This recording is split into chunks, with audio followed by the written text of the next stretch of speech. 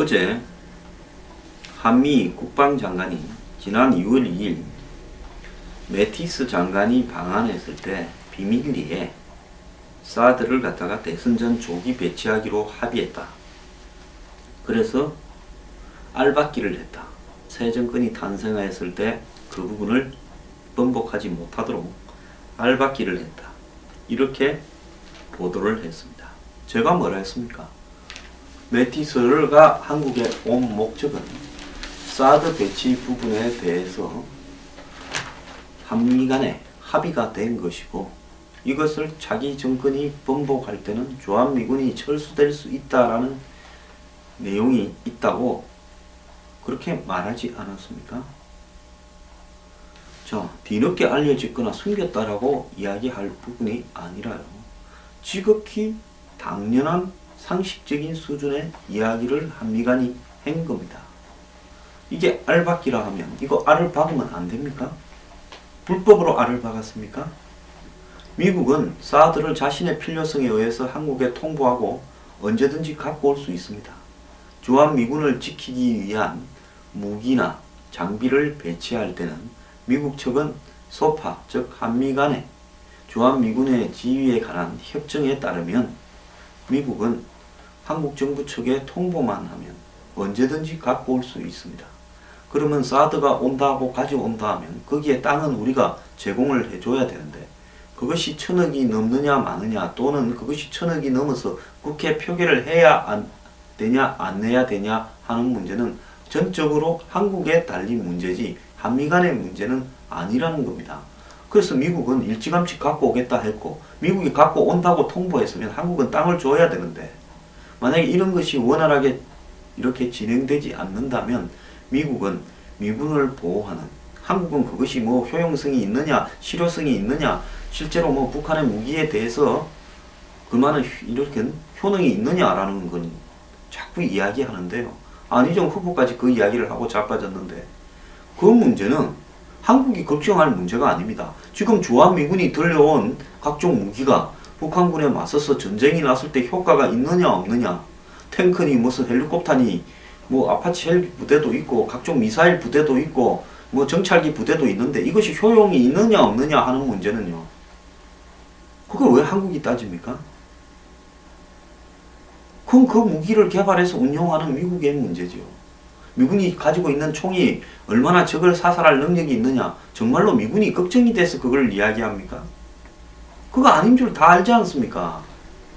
그럼 우리가 묻거나 따질 필요가 없어요. 그런 식으로 하면 한국군이 보유한 문제가 북한군이 남침했을 때 보유한 무기가 제대로 작동을 하느냐 하는 문제를 따지기 시작하면, 아니 완벽한 무기가 어디 있습니까? 전부 다 문제가 있을 수 있죠. 그래서 본질적인 논쟁을 비본질적인 논쟁으로 바꾸는 역할을 하고 있는데요. 만약에 한국이 돈을 주고 산다면 가성비, 가격 대비 성능이 효율적이냐라는 문제가 등장을 할 수 있을 겁니다. 지금 북한이 핵과 미사일을 개발했다면 핵을 탑재해서 쏠 수 있는 장거리 미사일, 수직으로 쌓아 올려서 한반도 어디든 수직으로 떨어지게 해서 마 10 속도로 떨어졌을 때 그걸 격추시킬 무기가 없다면 우리는 그 무기를 효용성이 가격에 비해서 있게 구입을 해야 되겠지요. 그때 따지는 겁니다. 가성비를. 가성비는 내가 소비할 때 따지는 거 아닙니까? 그러면 남이 예를 들어서 우리를 지켜주겠다고 저거들 무기를 갖고 오는데 우리가 그 무기의 가성비를 따질 이유가 없지요. 그렇지 않습니까? 그리고 자기들은 그걸 지키는데 필요하다면 우리는 땅을 줘야 되는 겁니다. 그렇기 때문에 애초에 저는 박근혜 정부가 보수 정권이라고 생각을 안 하는 게요, 미군이 사드 배치를 하겠다고 한국에 통보를 하면 그때부터 한국은 땅을 언제 제공해 줄 건가만을 이야기를 해야 되는 것이지, 그걸 가지고 사드 배치에 대해서 협의를 한 것도 없고 결정된 것도 없고 장소가 어딘지 서로 간에 이야기 한 바도 없다라고 말을 하는 게 매우 잘못됐다는 겁니다. 그렇게 잘못되게 국민들한테 전파했으니 오늘날 사드를 놓고 이 사단이 벌어진 겁니다. 이게 보수 정권이라고 할 수 있습니까? 그건 보수 정권도 아니라고 봐요. 미군이 사드 배치해야 되겠다고 하면 중국이 지랄 걸을 게 뻔하다. 자, 그렇다면 국민들한테 공개해야죠. 한미 간에는 미군이 자리를 지키기 위해서 필요한 무기를 갖고 온다면 우리는 땅을 제공해 줘야 되는 그런 조약이 있다. 그래서 우리가 이걸 반대할 수 있는 상황은 아니고, 우리가 이걸 만약에 거부한다면 미국은 이것이 자신들 주한미군이나 그 가족들을 지키기 위한 부분에 부족하다고 판단하면 이 한미 동맹에 대해서 재고할 가능성이 있다. 자, 그렇게 이야기를 하면서 이것이 사실은 미국과 중국 간의 사이에서 중간쯤 서 있는 한국을 보고 안보에 있어서 어떻게 할 것인지 결정이라는 의미도 있다고 국민들 앞에 다 공개하는 겁니다. 그런 다음에 국민들이 우리는 이것을 해줘야 되고, 안 그러면 미군이 나간다는데 해줄 수밖에 더 있겠느냐 하고 국민들 여론이 형성되면 거기 따라서 결정해서 그냥 그대로 가면 되는 거예요. 거기에서 중국이 뭐라 하는 부분은 우리가 겪어야 될 부분이죠. 만약에 국민 여론이 정말로 다수가 중국을 의식해서 그렇게 미국이 갖고 온다 하면 이건 아니다고 하면, 그건 이제 한미 간의 협상을 끝내야 되는 문제죠. 그렇게 국민들 앞에 있는 대로 까면 여론이 뭐로 형성되겠습니까? 어쩔 수 없다, 가지고 와라고 이야기되고, 중국은 중국대로 극복해 갈 문제다, 중국이 간섭할 문제는 아니다라고 여론이 형성되지 않겠습니까? 이 나라 국민들이 미친 사람들이 아니라면요. 그런데 그걸 갖다가 마치 협상에 의해서 갖고 올 수 있거나 아니거나 이런 것처럼 만들어간 것은 전적으로 박근혜 정부의 잘못이고요. 그 와중에 천안문 막루에 올라갔던 부분이 사드가 들어오는데 결정적으로 기여했다고 저는 알고 있습니다. 자, 그래서 이 매티스가 지난 2월 1일 방한했을 때 한미 간에 사드를 4, 5월달 안에 조기에 배치하자고 국방부 장관 간에 합의가 되었다. 자, 그래서 이는 공식 절차를 통한 배치와 무관하게 사드 포대부터 우선 한반도에 들려놓겠다라는 방침이기 때문에 향후 실행에 옮기질 경우 정치권을 비롯한 사드 반대하는 측의 입장을 감안하면 적지 않은 파장이 예상된다고 기자가 이따위로 글을 쓰고 있습니다. 나아가 사드 배치에 강력 반발하고 있는 중국 측의 움직임도 주목된다. 자, 한미 간의 정통한 소식통은 매티스 장관이 2월 초 한국을 방문한 자리에서 한민구 장관과 4, 5월 안으로 사드 포대를 우선 옮겨놓겠다고 이렇게 합의한 것으로 전해지고 있는데, 매티스 장관이 첫 순방지로 한국을 선택한 것도 한민구 장관과의 담판 성격이 있었기 때문이다. 제가 뭐라고 했습니까? 그때 사드 배치에 대해서 한국이 거부할 경우에는 미국의 입장이 주한미군 철수로 갈 수 있다라는 경고 성격이 담겨 있다고 제가 이야기하지 않았습니까? 저 같은 사람도 해석할 수 있는 부분을 한국 언론들은 이제서 해석을 합니까? 자, 이 미국이 한국 내부의 정치적 상황상 사드 배치가 없던 일로 돌아갈 것을 생각보다 크게 우려하는 것 같아. 매티스 장관은 대선 전에 사드 포대만이라도 한국에 옮겨나 빼도 박도 못하는 상황을 원했다. 자, 이 같은 합의는 실제 국제사회에서 발휘되는 외교적 효력을 노린 것이기보다 유사시 족쇄 역할을 할 수 있도록 최소한의 담보를 위한 것이다 라는 것이 소식통의 주장이다. 자, 이 국방부가 어제 롯데측과 부지 교환 체계 계약을 체결했다고 하더라도 주 실전 배치 과정에서 어떤 변수가 생길지 모른다는 판단 아래 알박기를 시도한 것으로 보인다.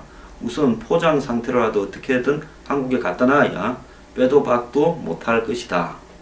이렇게 미국이 보고 있다는 겁니다. 환경영향평가, 소파에 따른 부지 공여와 성주골프장 인근 기반시설 공사 등 공식 절차와는 관계없이 레이더와 발사대 등 사드 포대만이라도 한국에 우선 갖다 놓겠다는 것이 미국의 요청으로 보인다. 이렇게 말하고 있는데요.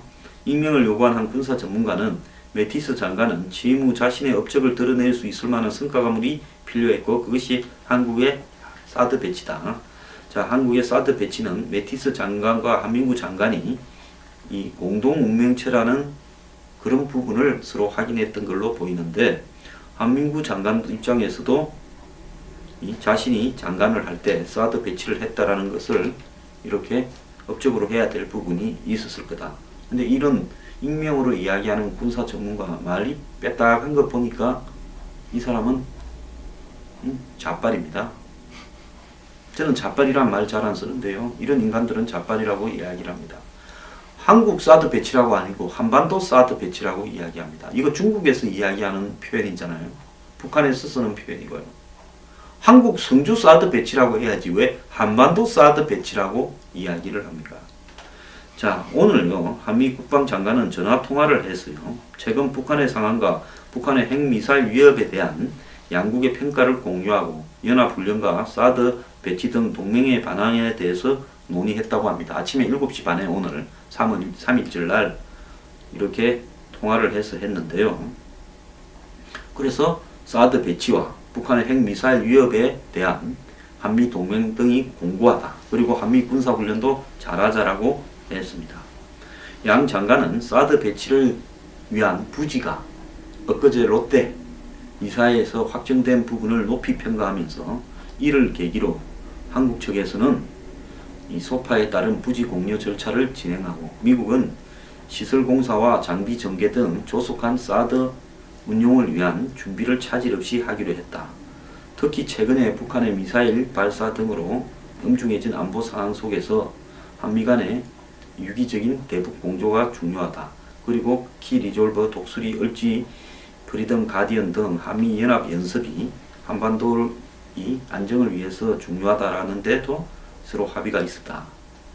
그래서 미국은 이 매티스 장관은 이 한국에 대한 미국의 수호 의지는 변함이 없고 앞으로도 효과적으로 북한의 위협에 대응하기로 했다 이러는데요. 미국은 알박기 하고 있습니다. 그래, 알을 박으면 그게 잘못된 겁니까? 서로 간에 정해진 원칙과 법적인 절차에 의해서 하고 있는데요. 자, 이걸 알박기라고 표현하는 기자의 표현에 알박기라는 것은 좋지 않은 내용을 알박기라 하지 않습니까? 부동산 알박기, 나쁜 놈이죠. 사드 알박기, 나쁜 놈이라고 하고 싶은 거 아니겠습니까? 표현을 적절하게 쓰길 바랍니다.